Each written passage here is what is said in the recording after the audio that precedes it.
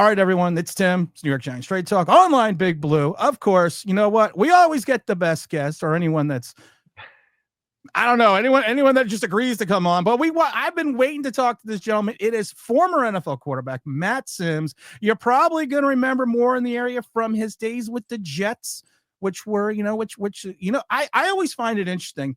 There are two combinations in the NFL, father and two son combinations that have each thrown touchdown pass in the NFL. Mm-hmm. And that, of course, is Phil, you, and your brother Chris. And there's one other combination that's done it. Do you know what that combination is? I guess it would be the Manning family. It would be the Manning family. And I just find that statistic just so interesting because you come from this quarterback lineage. Mm-hmm. You come, of course, from your father, from, drafting about in 79.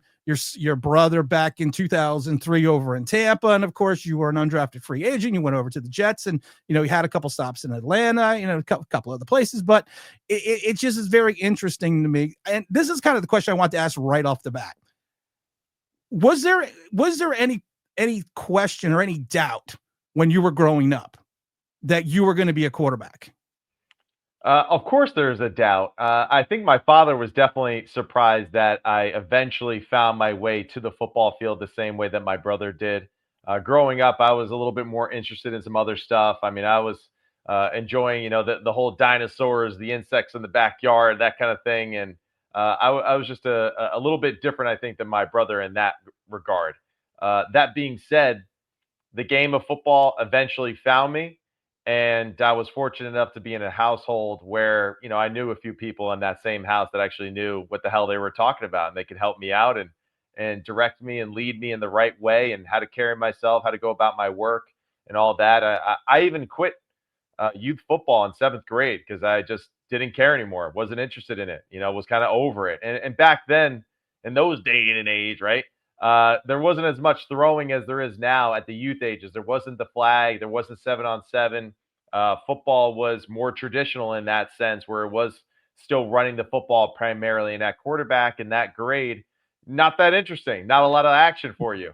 And lost a little love with it, but fortunately came back to it that next year in 8th grade. And then kind of, that's when the career really started and really started to bloom and take a different step as far as its focus and what was really needed to actually perfect the craft and get better at it. Some would say that you had the ultimate quarterback camp, because they have all these quarterback camps, but you had, like I said, you had your father, Super Bowl MVP. You had your brother, University of Texas, 2nd-round pick to Tampa.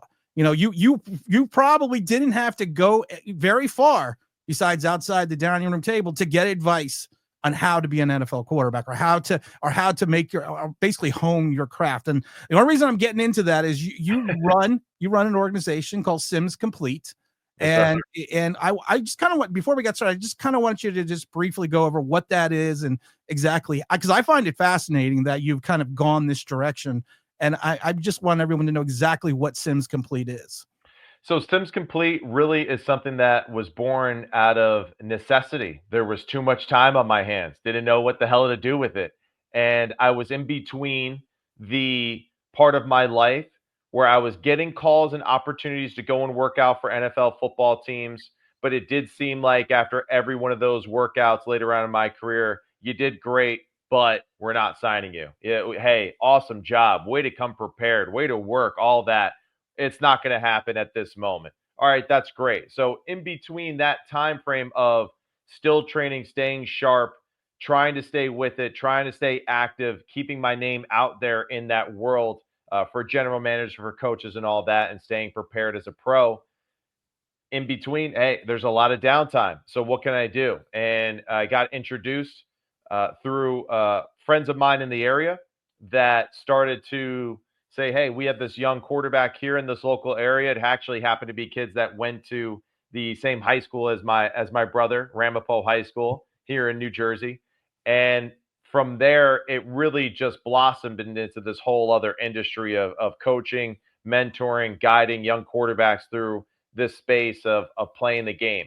And lo and behold, a handful of years later, we're still going, we're still kicking and doing really well. And been really proud of my ability to adjust from being a football player full time in my life to then becoming a football coach and really feeling confident and comfortable saying that and being in that role. Because as I started that journey, I was a football player that was helping out kids, and now I really enjoy having the quote unquote title of being a coach and helping them accomplish their own personal goals.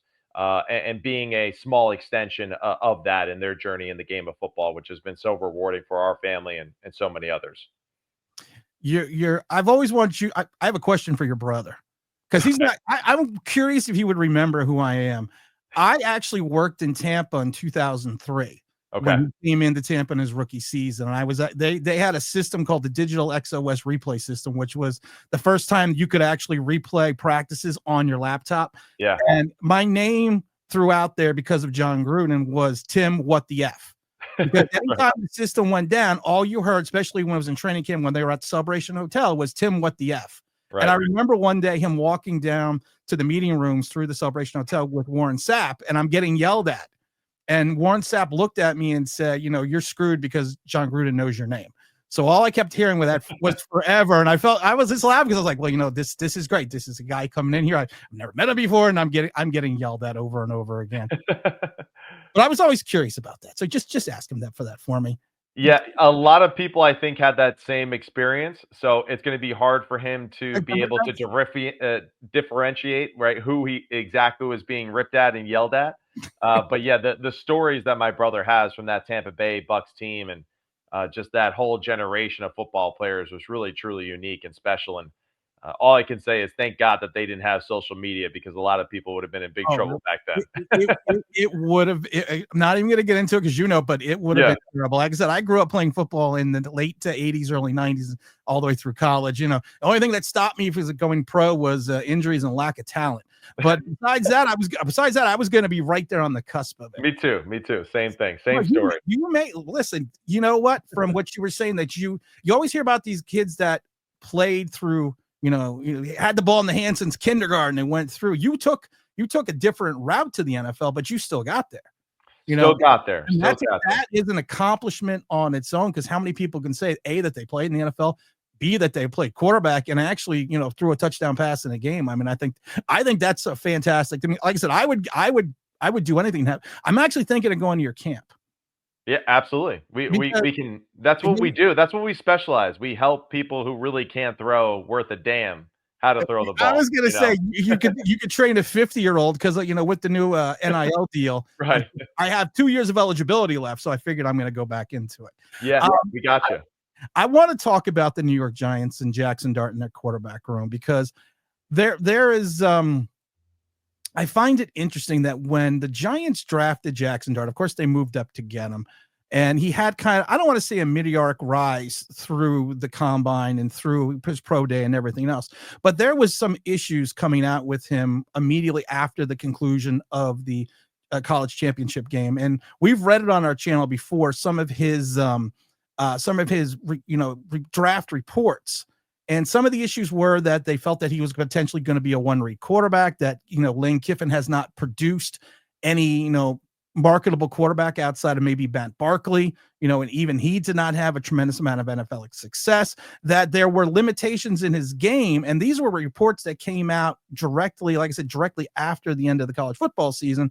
And then you kind of see this pendulum shift that he is, maybe higher rated over Shedeur Sanders, that he's a little bit higher rated, he may even be a little bit higher rated than Cam Ward.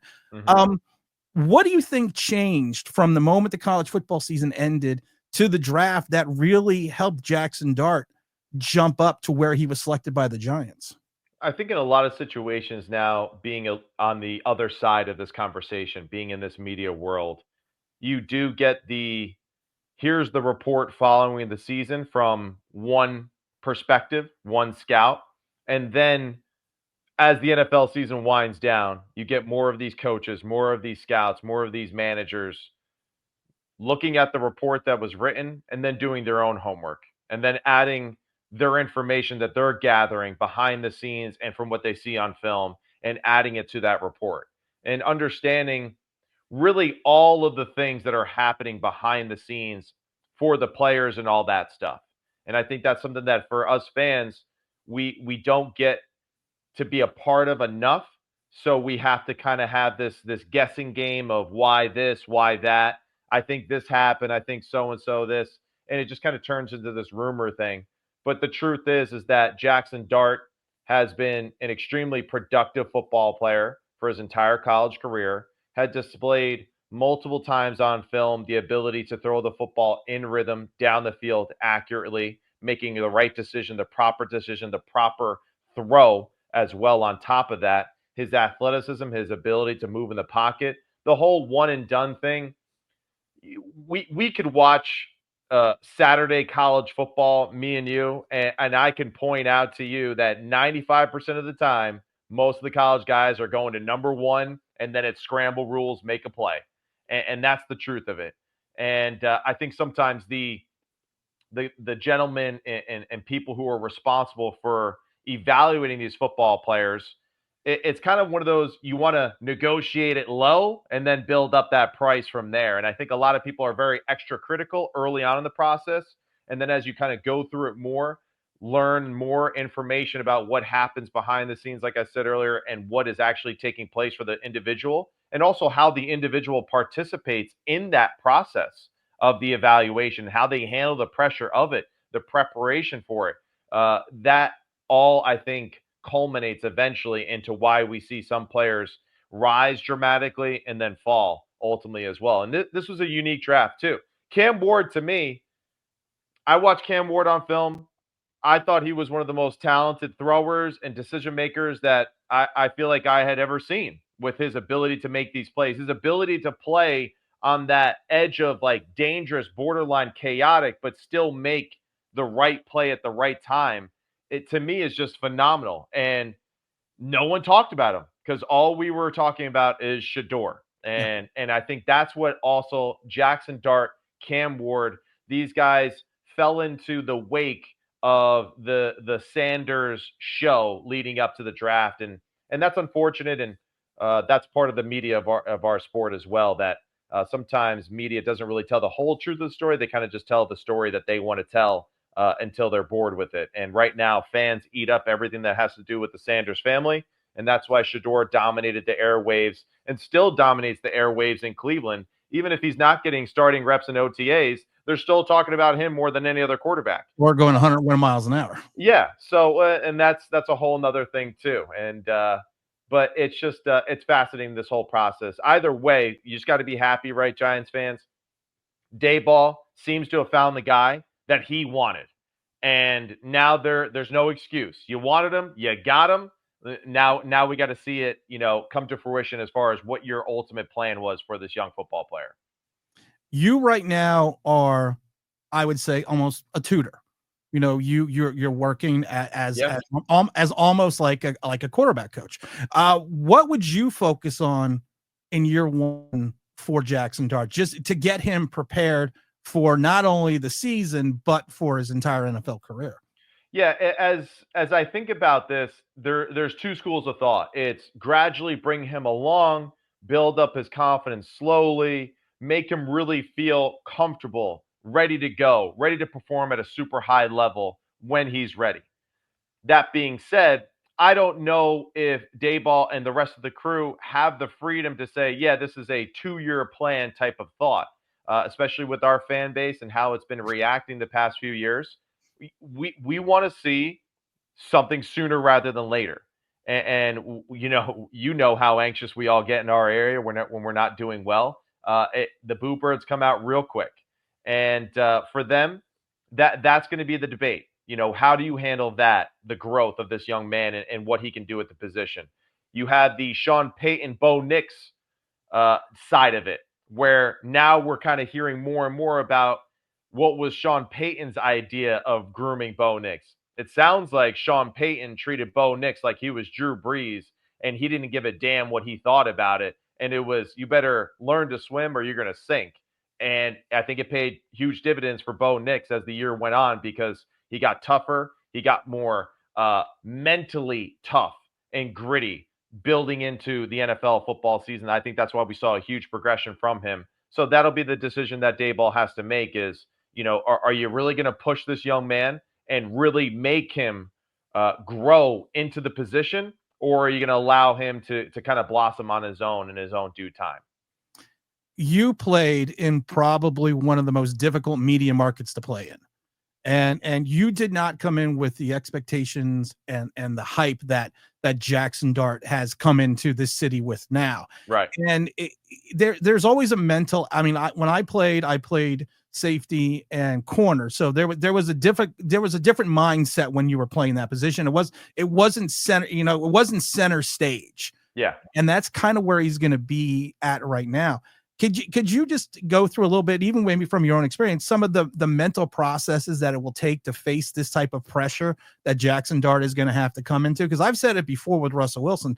I hope Russell Wilson's the answer, but right now with the Giant offensive line the way it is, we could be a injury away and 5 bad interceptions away from seeing Jaxson Dart earlier than maybe we want to. Yeah. To the first part of that, it's a little unique for me in my situation, especially with the New York Jets, growing up in the area, playing for Don Bosco Prep, being a part of just the football family of New Jersey and being connected with that whole brand, even going into the locker room after Jets practices and knowing a lot of the media people already because of growing up in this area and them covering me in high school and different things of that nature. So my expectations and my reality in that world is a little different. And of course, it was different for me as well because I'm the son of a NFL great. In my eyes, an NFL Hall of Fame quarterback. Don't listen to him, fans. He doesn't know what the hell he's talking about. He's too humble. But at the same time, it just was a different perspective for me. It really was. And I really enjoyed being on the Jets and being a Jet and having that. Well, my father played for the Giants. I don't give a damn about them. I'm a Jet all the way, making fun of it and being a part of it in that sense. Now, is there a ton of pressure that goes along with it? There's no doubt there is. But for me personally, I felt tremendously comfortable in that spotlight, in that situation, and was always eager for more of an opportunity to be a Jet and to prove my Jetness going forward. And really was honored to wear the green and white for that period of time and to be with Rex Ryan and to be with Geno Smith, who is still a close and dear friend of mine, to be close with guys like Nick Mangold and Willie Colon and Brick. I mean, it's unbelievable the memories that I had from that facility and that program, and being a part of it truly was a special time in my life. Now, for Jaxson, a little different. I made the team through a rookie minicamp because I was just too damn good and they couldn't cut me. And that's the truth of it. And fortunately, things fell into my lap and I kept staying prepared and sharp to where I got these opportunities and they kept growing, right? Because of being present and being able to go out there and perform at a high level. For Jaxson, we expect greatness right from the start. And for him, yeah, I think it's only a matter of time before he's the starter. I would expect him at least worst case midway point through the year to be the guy for the New York Giants. And I think the key for him is he played at Ole Miss, same school as Eli. The demands and what's being asked of him to play at a high level at a school where football is the business of the school, I think that he'll have a better shot than others because of the pressure he's already had to live with that Ole Miss career that he's had. Speaking of your father, and I wanted to bring this up, and I didn't want to bring it up, but you kind of mentioned it briefly about the Hall of Fame. My family has been season ticket holders since 1976. I'm a current season ticket holder as well. I'm actually wearing my Phil Simms 1990 jersey. Yeah. Still fitting it, which is crazy. 33,000 yards, 199 touchdowns. When he retired, he was in the top 15 of almost every single major passing category. Yeah. You see the likes of Ken Stabler. You see the likes of what Troy Aikman did. Troy Aikman also did, I think, more with the rings than, and also the time that he played, with Dallas at that period of time. Yeah. But I mean, in your opinion, and I know you're probably going to be biased, when I look at his stats compared to the people that are currently in, I mean, I'm always befuddled that, and also doesn't hurt that Phil Simms is a legend in our house, that, that he's not in the Hall of Fame, that he doesn't get as much, much conversation outside of a story here and there, that, that he's not. Right. I mean, so, and of course, so in your opinion, where does your father rank in reference to the Hall of Fame? And like you said before, he's probably modest enough to say no, he doesn't. He probably doesn't want to be there, or he doesn't care. But as his son, what do you think about the fact that he's not in it at this point in time? Because, like I said, in my house, growing up, it was the stories of Chuck and Charlie Conley, Y.A. Tittle, and Norm Snead, and then when he was drafted in '79, he was my father's quarterback and my quarterback. Yeah, I mean, I guess a simple way for me to answer it without coming across as too biased and being the son of the man himself, but helping the Giants resurrect what it meant to be a Giant, to win that Super Bowl in 1986 in the Rose Bowl, to play one of the cleanest games that the quarterback position has ever played in the history of the game. And for that really to be overlooked. I always laugh at these, like, here are some of the greatest performances from the Super Bowl. Never mentions the guy that goes 22 or 25 with 2 drops. Yep. To me, I think that is just phenomenal. Especially too with just how much credit we love to give the quarterbacks nowadays. I think we kind of forget too just what my father had to endure to become a great quarterback in New York, right? And I think that's something to be said for that too. This was an organization that was in disarray, that didn't really have a true north to it. And I think he was a huge cornerstone piece to that, for them to resurrect what it meant to be a Giant, right? For Bill Parcells and his career. Of course, Bill, LT, Carl Banks, Harry Carson, they get all of the first initial love and joy because of what the Giants teams were built around, what was defense. And that's right. That's true. But the fact is that Big Phil did a lot in a day and age where defense was dominant across the league. Defense was dominant within their division. And of course, especially too in the NFC alone in itself. And this guy stood toe to toe with the other Giants in the NFL and came out on top a lot. And I think really it's unbelievable, just his impact, I think, on the New York area, the New York Giants franchise. The reason why 11 is retired is because the dude was productive and got stuff done. And it was more so just for the stat sheet. I think if Big Phil knew that everyone would be counting stats the same way that we are now, maybe he would have played a little different. Maybe he would have went to Cleveland. No doubt. Hey, and the fact is that there's a lot of other guys that have all these great stats, and yet they still have the same amount of Super Bowl wins as Big Phil, or in some cases less, because he went out there and he played the right way for the game, not to count his stats and not to be political and all that. And, even to this day, he's still too humble, man. I think Big Phil absolutely deserves to be in the Hall for multiple reasons. And not only that, too, I mean, his contributions to his work ethic and the love of the game outside of that, from going to NBC to CBS to being a lead anchor there for 20 plus years, to give basically a path and a runway for guys like Tony Romo and Tom Brady to follow in. And for me, he's a trailblazer in that sense. He made that the norm. And I think that's where Big Phil, if he had a little bit better PR team, would do better in that regard. So maybe that's another thing we need to reach out to the Mannings about. It's like, who the hell does their PR? Because they're doing well with that. Exactly. And I know we only have you for a couple more minutes, but I got one more question. But I also just wanted to touch on that. Everyone forgets, and Phil has 2 Super Bowl rings. He has that 90 ring as well. So and when Big Guy got hurt, he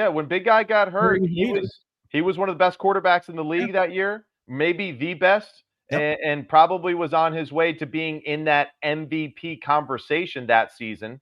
And of course, hey, good for Jeff Hostetler. They won the Super Bowl and all that. I feel terrible for Scott Norwood, because I feel like if my father played in the game, we wouldn't really have to know about that, because I think that Big Phil would have just taken care of business, and he would have just destroyed that Bills defense with their passing attack, the way that he played and the way that he was able to throw the football with power down the field. And even that too, if you kind of look back at it, Big Phil was like the master and probably the co-creator of the back shoulder throw. Yeah. Nobody threw more back shoulders on the outside the numbers or up the seams to Bavaro than Phil Simms. And now that's a norm. Now it's like if you don't do back shoulders, you ain't going to survive in the league. So I think Big Phil is yeah, I'm totally biased, but he's a Hall of Famer in my eyes. I figured you would. And people forget that he led the renaissance on the Giants starting with 81 because of the fact that under Ray Perkins, he was leading the Giants to the playoffs before the injury, before giving away to Scott Bruner. But like I said, I could talk to you about that all day long. No doubt. I got so many questions for Phil. I couldn't even tell you. He blew me off though in 87 in a hotel in Pasadena. I'm not going to say anything because I got to meet Carl Banks when I was a kid. I got to meet Carl Banks and everything else. And another guy who should be in the Hall of Fame too. Well, we're actually Carl's coming on in August, so we're gonna ask Carl about the Hall of Fame. Last question. And Carl, really, honestly, if Big Phil didn't play the game that he did in that Rose Bowl, Carl Banks would have been the MVP of that football game. Which I think would he finished with like 15 total tackles and all. I mean, guy played out of his mind in the greatest game ever. And there's no doubt that Carl and Big Phil really are kind of unsung heroes as far as just the overarching history of the NFL. Oh, 100%. Expectations for the Giants going into this 2025 season. To your point, Dable, I mean, twofold question. I'm going to let you go after this. Twofold question. No worries. They're all good. Is Dable on the hot seat? And what do you think the expectations are for him to win? And what does he need to do to keep his job going into 2026 and finish out that 5th year on his contract? If you're a New York Giants head coach, if you're a New York Jets head coach, you're always on the hot seat. And Tom Coughlin, I think, is a great example of that. I mean, talk about one of the greatest coaches in the history of the game and what he did for the New York Giants and all that. And, of course, it came probably sooner than it really needed to, for him personally. So we're just in one of those areas where we're quick to react, we're quick to make decisions and make judgments. And, it's a reflection of just who we are in this Northeast area, especially in New York and New Jersey. For him, the clock is ticking a little bit. I think the biggest thing for them is we just need to see some sort of optimism that rallies the troops. And that's why I do believe eventually Jaxson Dart in his first year will be the starting quarterback, just to uplift the hopes and the vision of what Shane and Dave are building, for Jaxson Dart to go out there and kind of give us a little inkling of what that would look like, what it's going to be with more time, right, for it to marinate and for it to get better. That's where I think, Dayball can really do a great job in helping himself stay as the New York Giants head coach, because I think he's more than capable of being it. He is a phenomenal football coach. He's a phenomenal people person and a personable coach that I think a lot of guys love playing for. With that reloaded defensive line, with the reloaded offensive line and adding more depth, with adding a few other pieces right to the skill group along with Jaxson Dart, and having that veteran leadership in the locker room for him to learn and observe and how it looks and how it should be played out. I expect the Giants to at least be, I know a lot of people are thinking, hey, it's 3, it's 4 wins, all that. I don't see why the Giants can't be one of those teams that battles for maybe sliding into a wild card late in the year. Now, it's a brutal schedule. It's going to be tough as hell. But if they can perform a little bit better in the fourth quarter than they did last year, I think that'll be the big difference. And I have all the faith in the world that Bowen's defense will improve. The defensive secondary will be better because of how good the defensive front is. I expect us to get more out of McFadden, all right, and Okereke now because of how powerful that defensive front is with that depth.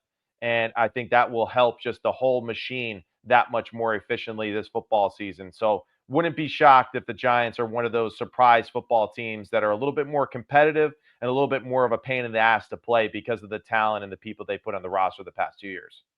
Shane Bowen has had he's had an interesting career going back to Tennessee, and he's never had I would say a quality secondary outside of 2 years that Jim Schwartz was his mentor in Tennessee. And Jim Schwartz did a great article in the Daily Tennessee, which he talked about this before he went to Cleveland, that his job there was to basically be the second eyes and ears for Bowen and kind of be his mentor.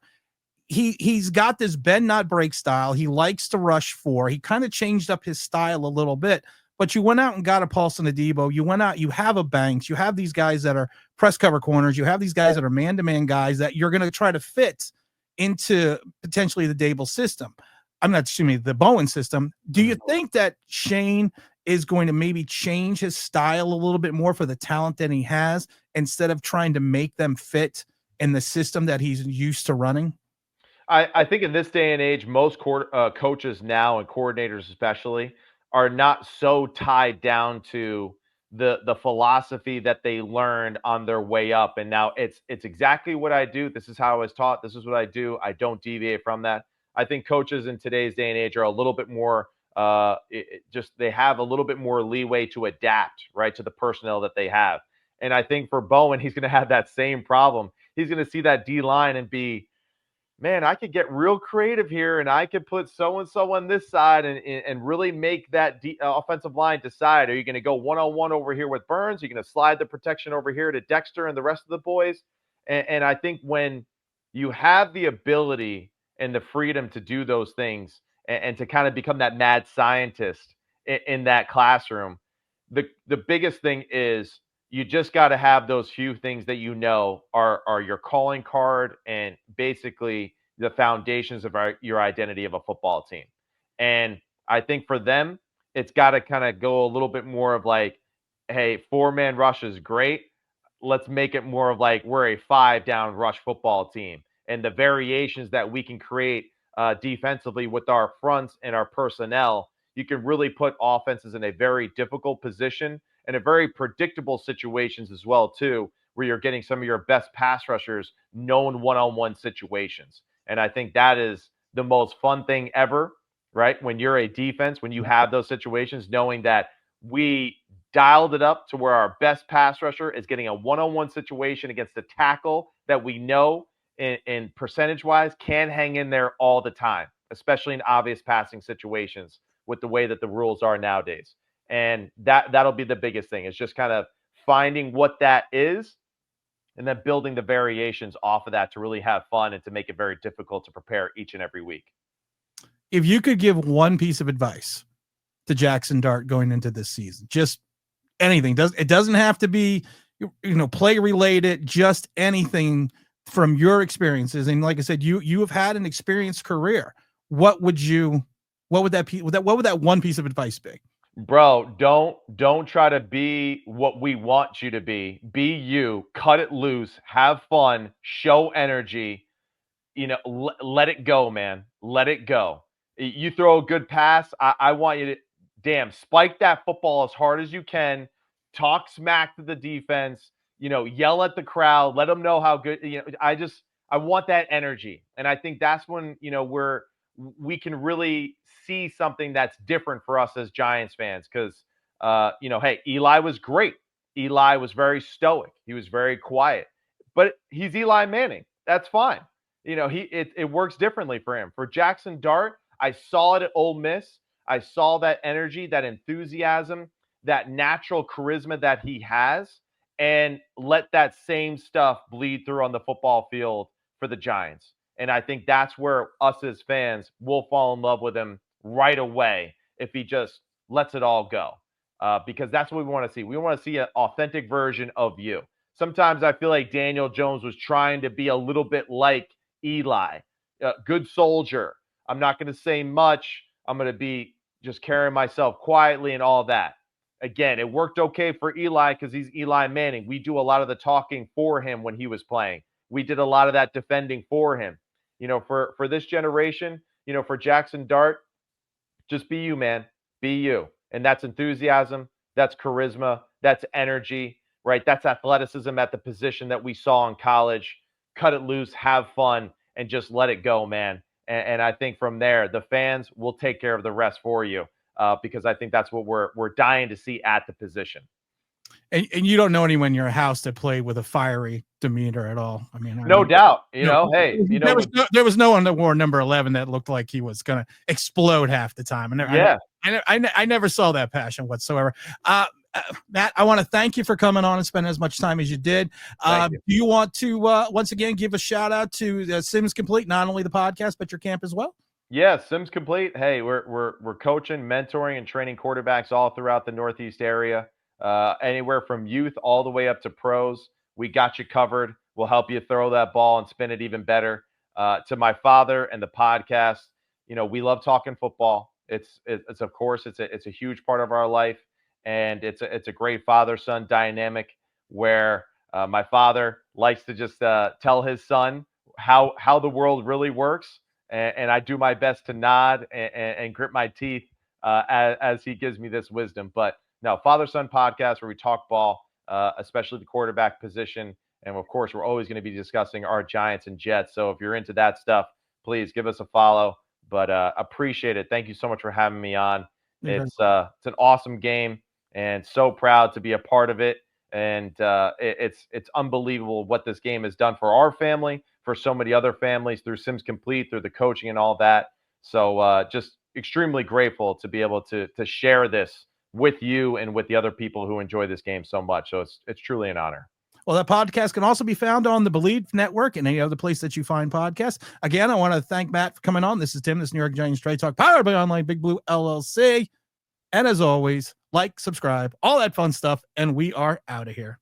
G-men, let's go.